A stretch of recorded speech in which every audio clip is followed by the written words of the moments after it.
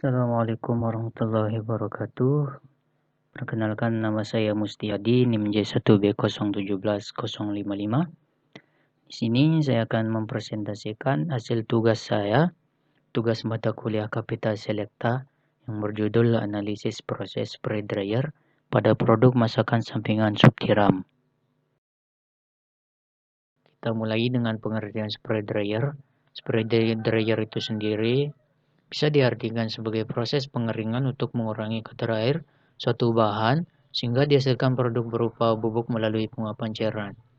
Bahan cairan yang akan dikeringkan dilewatkan pada satu nozzle atau saringan bertekanan sehingga keluarnya dalam bentuk butiran atau droplet yang sangat halus. Kita lanjut ke prinsip kerja dari spray dryer tersebut. Prinsip dasar spray dryer adalah memperluas permukaan cairan yang akan dikeringkan dengan cara pembentukan droplet yang selanjutnya dikontakkan dengan udara pengering yang panas. Udara panas akan memberikan energi untuk proses penguapan dan penyerapan air yang keluar dari bahan. Nah, itu untuk prinsip kerja dari sprayer itu sendiri. Dalam menggunakan sistem spray dryer, adapun kelebihan dan kekurangan yang terdapat pada sistem tersebut. Yang pertama itu kelebihan sistem spray dryer itu sendiri. Yang pertama, kapasitas pengeringan besar dan proses pengeringan terjadi dalam waktu yang sangat cepat.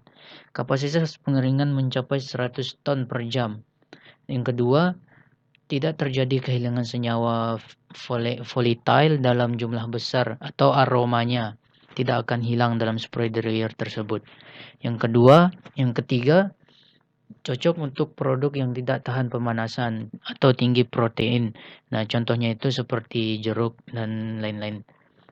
Yang selanjutnya memproduksi partikel kering dengan ukuran, bentuk, dan kandungan air serta sifat-sifat lain yang dapat dikontrol sesuai yang diinginkan. Yang terakhir, mempunyai kapasitas produksi yang besar dan merupakan sistem kontinu yang dapat dikontrol secara manual maupun otomatis. Untuk kekurangan sistem spray dryer itu sendiri, yang pertama memerlukan biaya yang cukup tinggi. Yang kedua, hanya dapat digunakan pada produk cair dengan tingkat kekentalan tertentu.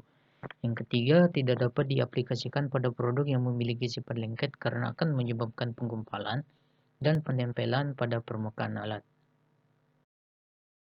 Kita lanjut ke proses spray dryer pada produk masakan sampingan sup tiram. Dalam menentukan kadar air sup tiram itu bisa menggunakan persamaan yaitu 1% sama dengan M2 per M1 kali 100. Yang dimana M1 nya itu adalah berat dari jumlah persis uap tiram pekat dalam satuan gram, dan M2 adalah berat konstan dari kandungan padat dalam satuan gram.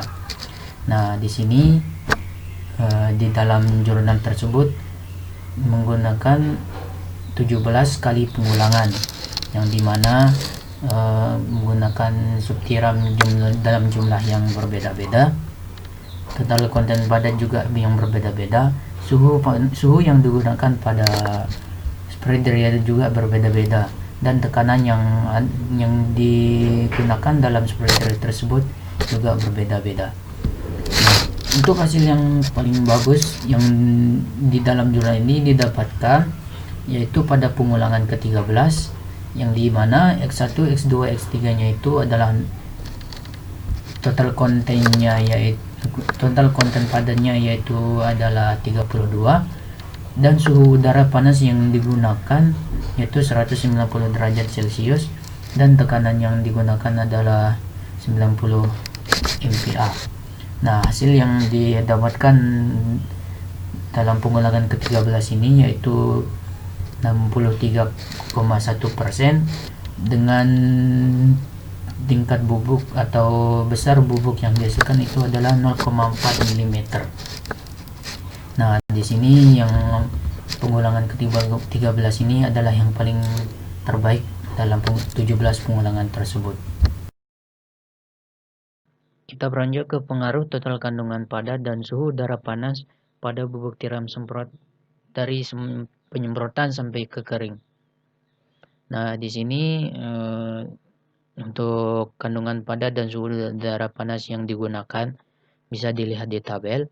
Nah, di sini untuk suhu yang digunakan itu yaitu yang terendah itu adalah 170 derajat Celcius. Yang suhu yang tertingginya itu adalah 210 derajat Celcius. Nah, yang di sini untuk hasil terbaiknya yaitu adalah 90 dengan menggunakan suhu udara panas yaitu 190 derajat Celcius dan dihasilkan kelembaban juga yang cukup dibilang pas yaitu 4,2% kelembaban.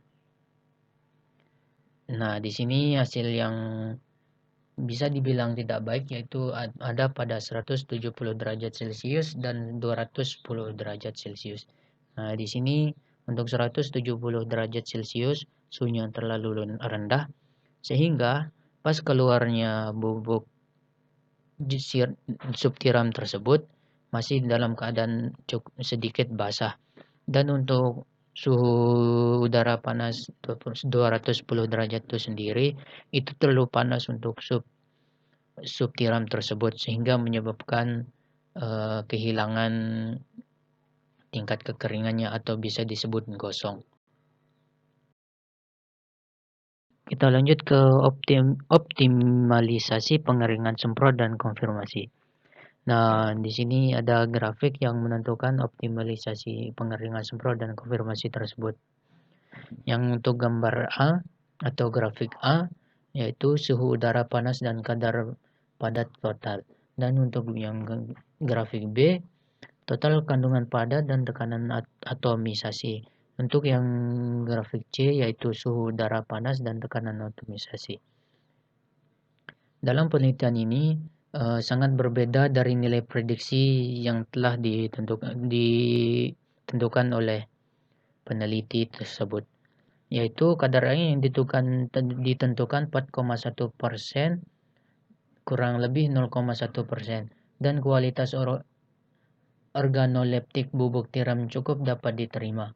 Uji coba percontohan mengungkapkan hasil 63,1% dan kadar air 4,0%. Hasil ini memverifikasi bahwa model regresi RSM memadai untuk mengoptimalkan kondisi pengeringan semprot tersebut. Kita lanjut ke DPPH atau kapasitas pembersihan radikal yang terdapat pada subtiram tersebut. Nah, di sini di dalam grafik ini bisa kita lihat untuk konsentrasi kapasitas pembersihan radikal bebas yang ada pada subtiram tersebut mengalami peningkatan. Tapi di sini peningkatan yang dihasilkan dalam proses kali ini tidak berpengaruh nyata terhadap aktivitas antioksidan.